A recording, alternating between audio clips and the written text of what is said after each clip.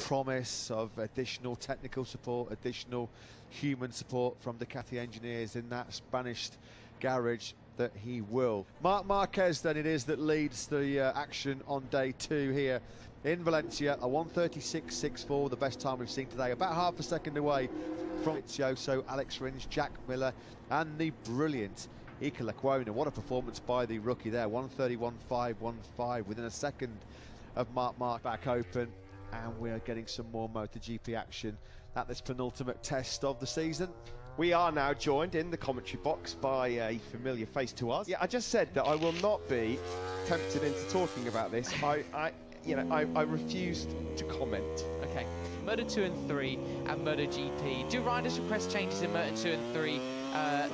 For example, the example he gave was Lorenzo wanted a new fuel tank, etc. Respects on MotoGP bikes are the change and the constant work that goes on behind the scenes. You know, a chassis manufacturer might come with 2 or 3 updates a year, but the electronics and the Reddit is a goldmine for some of those names, also slightly questionable, so I'm making sure I read them before I actually just automatically read them in my head off air first before I actually say them on there, because you never know. Can we get a breakdown of the top speeds of the 2019 and 2020 bikes? But then this circuit is so difficult to judge top speed. I mean, the only noticeable change I've seen from any of the bikes so far is that the Suzukis look like they've got a bit more poke. Yeah, I'd say sit tight and wait until early February. Sepang is... It can, I mean, I really like engine brake because it helps the bike stop.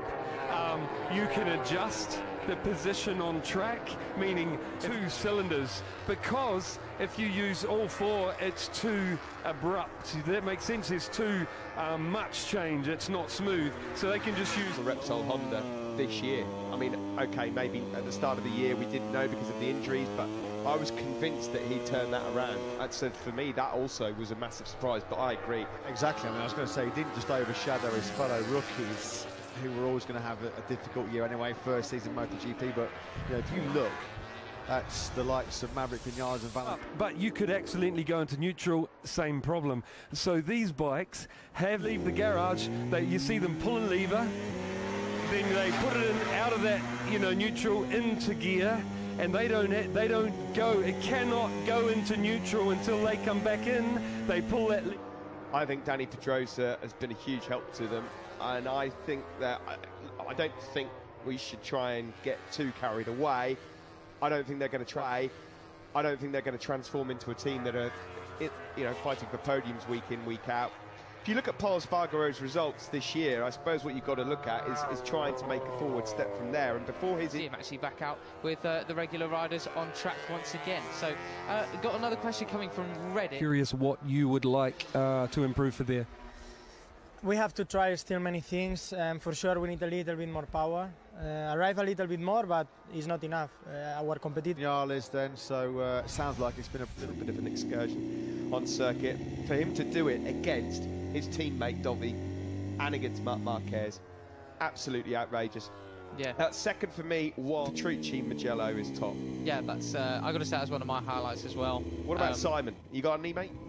Oh, you just caught me back in pit lane. I haven't had a moment to think about this, but everyone that interviews him, everyone that spends time with him is fond of Danilo, his sense of humour. He's so, what side? You could feel the riders thinking, this is our shot, and he turns up and goes fastest in the next session. It was, to me, stunning. Everyone, team managers, so for sure, Carl turned up at Phillip Island with this horrible memory, of this really nasty break in his leg, fast crash. Second over the line, and it showed that Alex Rins on his day can really mix it and take it and scrap it out with the very best. It got a high-pitched ending, which is always a good sign, and it got the Matt with him in close quarters in the race, so it is interesting. Yeah, I don't think that will ever happen with Marc, will it? No. I mean, if Marc and Alex one day are racing together, Marc has we've got a problem here for Valentino Rossi. Some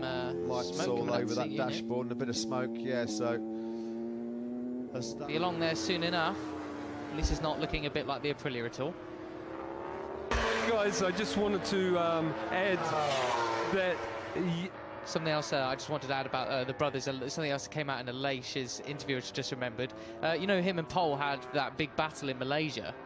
well, Pol and him, obviously, they saw each other a lot between that and this race here. Pol goes and spends a lot of time with his kids, etc. And he said, just saying that it'll all change if Alex starts giving him, you know, a hard time, and then it's gloves off.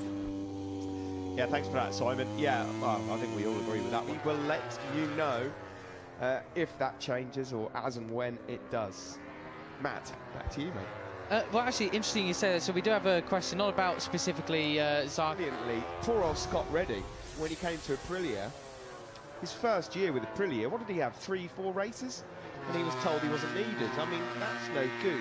You've got to... just out of interest, where does it come from? Because you are a keen bird watcher, and I'm just interested. What marvels of nature, for example, birds of prey are, like falcons. You know, there's a reason why this, for example, the Suzuki Hayabusa actually means peregrine falcon, because you get a bit of an adrenaline rush, much like I think these guys kind of get. And obviously I've got no experience on a motorcycle really, especially not a fast motorcycle, so that's, I guess, that was my adrenaline rush back in the day. Well, there you go, thank you. Of our feet, and much like yourself, Steve, as they came towards the final corner, I myself had a few squeaky shouting sessions and probably burst the eardrums of a few little... Morbidelli, sorry Steve, he got that wrong going into the first corner. Thankfully it's got a positive outcome for Frankie Morbidelli. He's just doing a bit of dirt tracking, you know, but he found the gravel far too often in his rookie season. He said, based on pre-season to where he actually finished on a consistent basis this year, it was a year of some frustration below what he was expecting.